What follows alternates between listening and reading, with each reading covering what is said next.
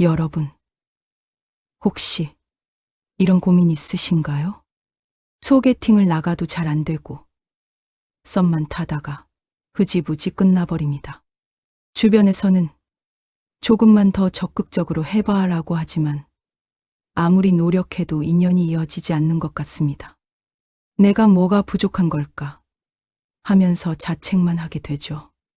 실은 문제가 여러분의 외모나 성격에 있는 게 아닙니다. 바로 여러분이 매일 밤잠을 자는 침실에 문제가 있을 수 있습니다. 풍수에서는 침실을 도화살이 작용하는 가장 중요한 공간으로 봅니다. 도화살이란 이성과의 인연, 사랑의 기움, 매력을 의미하는데요. 침실은 우리가 하루의 3분의 1을 보내는 공간이기 때문에 이곳의 기운이 우리의 인연운에 직접적인 영향을 줍니다.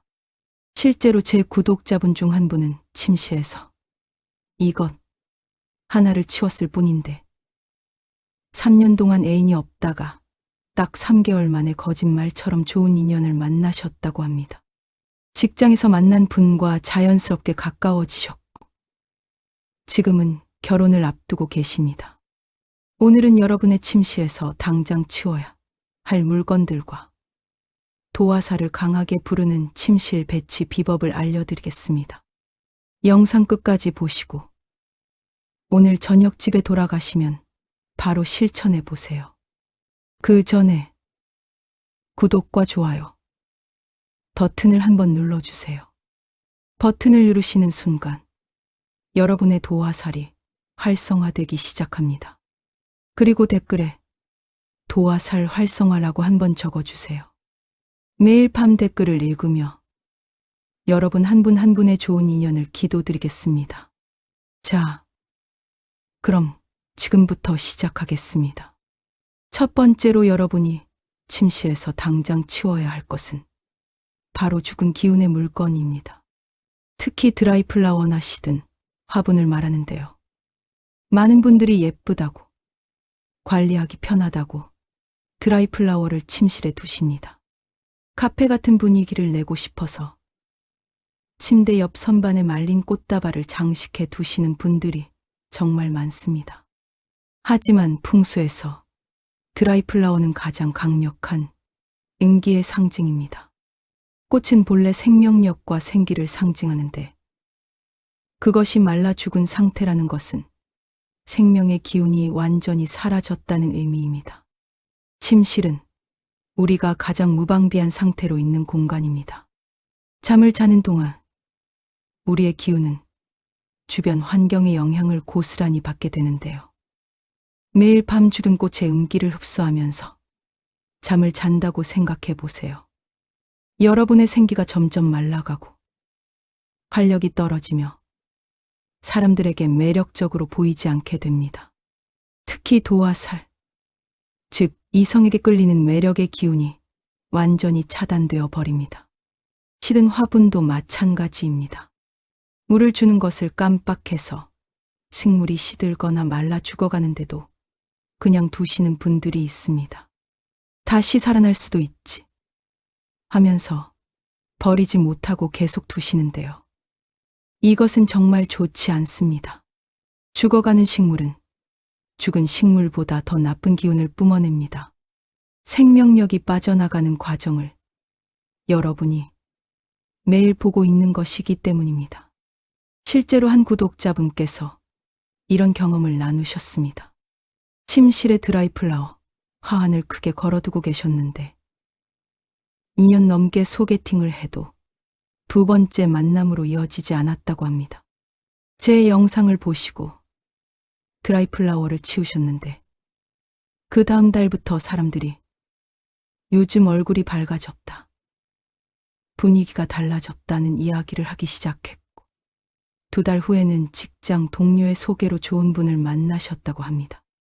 그러니 여러분, 지금 당장 침실을 둘러보세요.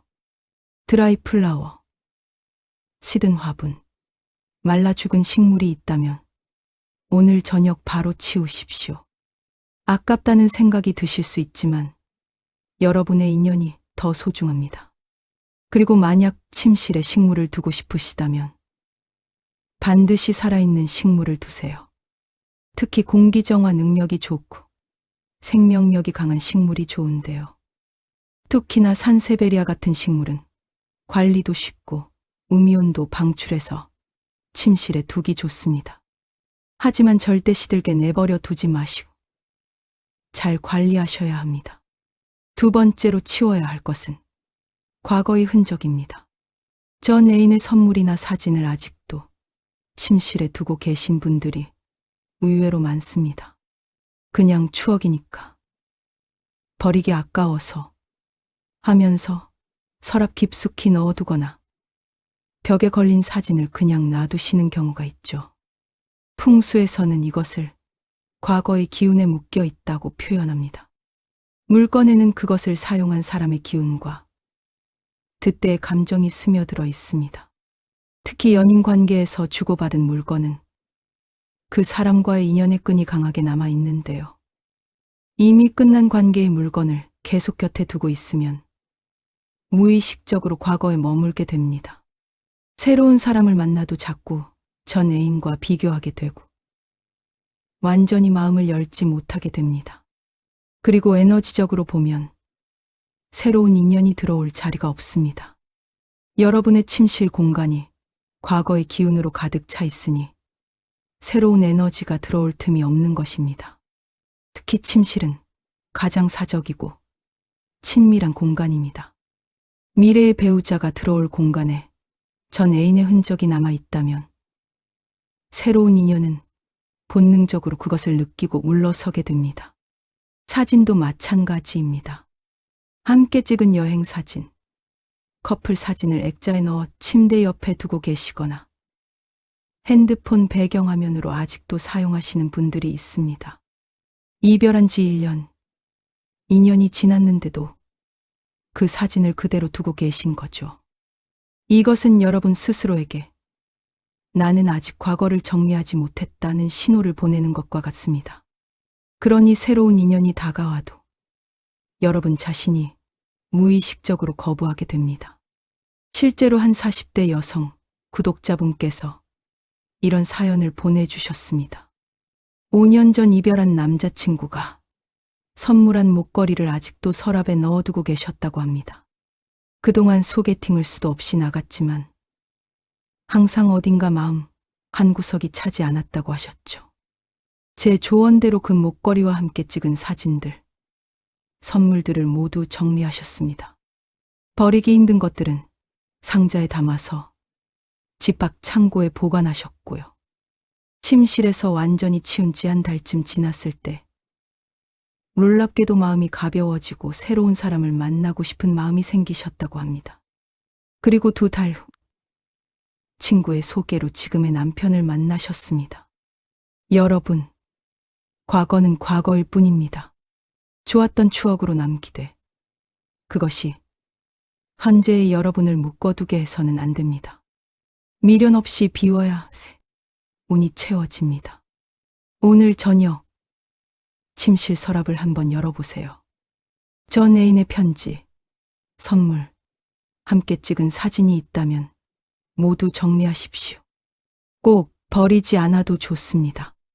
다른 곳에 보관하시거나 정말 소중한 추억이라면 상자에 담아 침실이 아닌 다른 공간에 두세요. 침실만큼은 온전히 현재의 여러분과 미래의 인연을 위한 공간으로 만드셔야 합니다. 세 번째로 치워야 할 것은 너무 많은 인형이나 베개입니다. 혼자 사는 분들 중에 침대 위에 인형을 가득 놓아두시는 경우가 많습니다. 외로움을 달래기 위해 귀엽고 예뻐서 하나씩 사다 보니 어느새 침대가 인형으로 가득 차게 됩니다. 혹은 베개를 여러 개 두고 쿠션을 잔뜩 쌓아두시는 분들도 계십니다. 언뜻 보면 아늑하고 편안해 보일 수 있습니다. 하지만 풍수적으로 이것은 매우 좋지 않습니다. 침대는 여러분만의 공간이 아닙니다. 미래의 배우자, 미래의 연인이 함께 누울 자리입니다. 그런데 그 자리를 인형들이 점령하고 있다면 어떻게 되겠습니까? 에너지적으로 보면 이미 그 자리가 다 차 있는 것입니다. 새로운 사람이 들어올 틈이 없습니다. 실제로 인형이 많은 침실을 보면 무의식적으로 이 사람은 혼자 있는 것에 너무 익숙해졌구나라는 느낌을 받게 됩니다. 또한 인형은 어린아이의 상징입니다. 성인이 되어서도 인형에 둘러싸여 자는 것은 무의식적으로 성숙한 관계를 회피하고 있다는 신호일 수 있습니다. 물론 한두 개 정도는 괜찮습니다.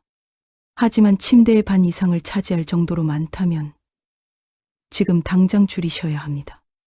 베개도 마찬가지입니다. 혼자 자는데 베개가 5개, 6개씩 있으면 안 됩니다.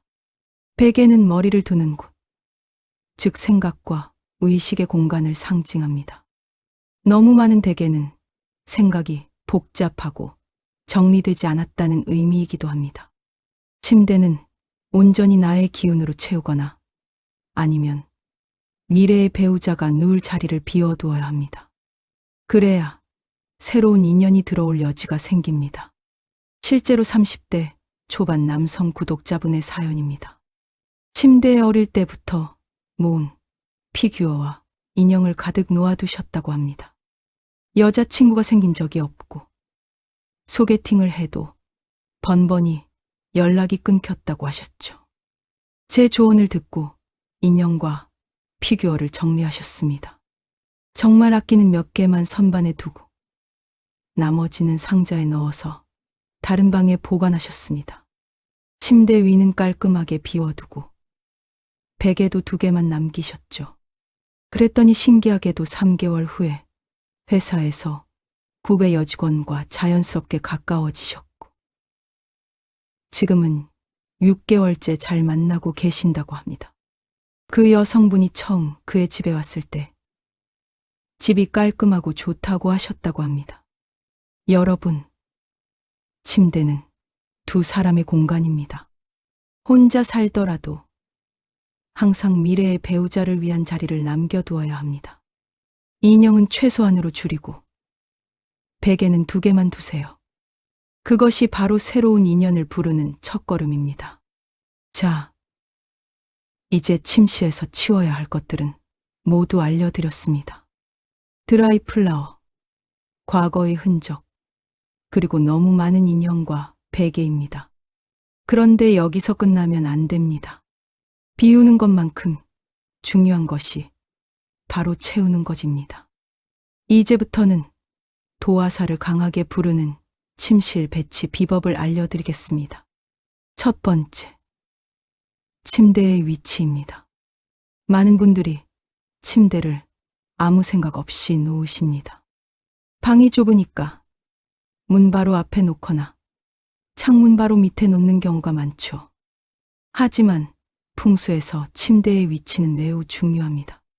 특히 도화살을 부르기 위해서는 사랑의 자리에 침대를 놓아야 하는데요. 사랑의 자리란 방문을 열었을 때 대각선 방향을 말합니다. 문에서 가장 멀고 가장 안정적인 위치죠. 이곳은 기운이 가장 많이 모이고 에너지가 정체되지 않고 부드럽게 흐르는 자리입니다. 침대를 놓을 때 주의할 점이 있습니다. 절대로 문과 일직선상에 놓지 마세요. 문을 열면 바로 침대 발치가 보이는 배치는 최악입니다. 기운이 문으로 곧장 들어와서 침대를 강타하고 나가버립니다. 이렇게 되면 안정적인 기운이 쌓이지 않고 인연도 급하게 다가왔다가 급하게 떠나버립니다. 또한 창문 바로 밑도 좋지 않습니다.